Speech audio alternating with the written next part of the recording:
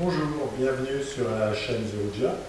Aujourd'hui, j'avais envie de vous parler de la relation qu'il y a entre le Jianzhuang, c'est-à-dire le travail qu'on appelle posture de l'arbre, c'est-à-dire les postures de Neikong utilisées dans les arts martiaux internes, dans le Qigong, et le mouvement. Traditionnellement, on dit, dans les postures, on accumule le Qi, l'énergie, et dans le mouvement, on le met en circulation. Alors bien sûr, ces notions mériteraient d'être éclaircies, précisées. Qu'est-ce qu'on veut dire par accumuler le Qi?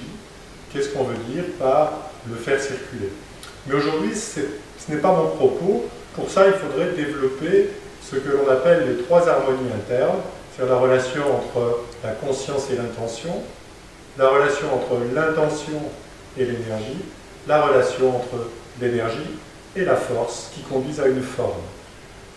Donc ça demande un travail d'éclaircissement. Mais aujourd'hui, j'ai envie de vous parler de comment le Jianzhuang va nous aider à donner davantage de précision à nos mouvements.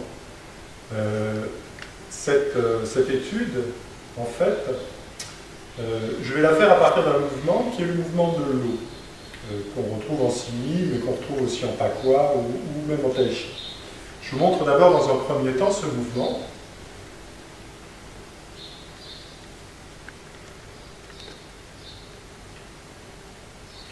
Ici,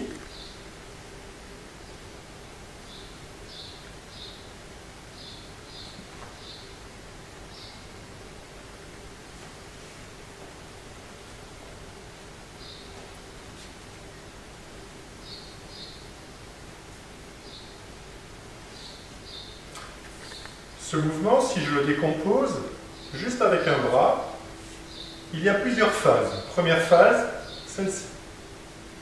Deuxième phase, celle-là, le coude rentre. Troisième phase, celle-ci, le coude s'ouvre, la main restant toujours au centre. Et quatrième temps, la main revient devant le centre. Donc je répète, première phase, 1, la main est au centre. 2, le coude rentre. 3, le coude s'ouvre. 4, la main revient. Et ça donne ce mouvement qui serpente, que voici. Si on décompose ce mouvement, on peut voir aussi 4 postures qui permettraient d'améliorer, de peaufiner, d'approfondir ce mouvement. Première posture, celle-ci. Deuxième posture, celle-là. Troisième posture, celle-ci. Quatrième posture, celle-là. Si vous regardez ces 4 postures, elles sont simplement la déclinaison de 1, 2, 3, 4. 1, 2, 3, 4. Et donc nous avons ce mouvement complet qui est renforcé par l'étude des 4 postures. Alors bien sûr, dans le Jianzhuang, ça mériterait d'être développé. Il y a 1001 façons de faire le Jianzhuang. Souvent on entend, dans mon école on fait comme ça, dans mon école on fait comme ça. Ok. Mais pourquoi on a toutes ces formes? Celle-ci, celle-là, celle-là, celle-là, celle-là, celle-là.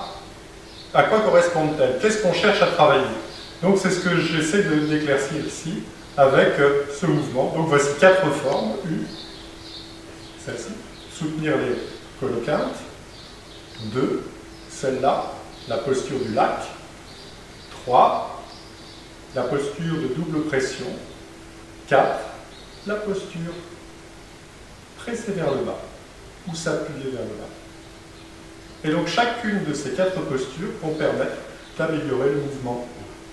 Donc ça mériterait maintenant de développer une explication sur l'ensemble de toutes les postures. Voilà pourquoi dans chaque système d'arts martiaux internes, dans chaque système de Qigong, on a développé des postures qui étaient cohérentes avec le travail de Qigong ou d'arts martiaux proposés. Voilà, bien, à notre prochain rendez-vous. À bientôt.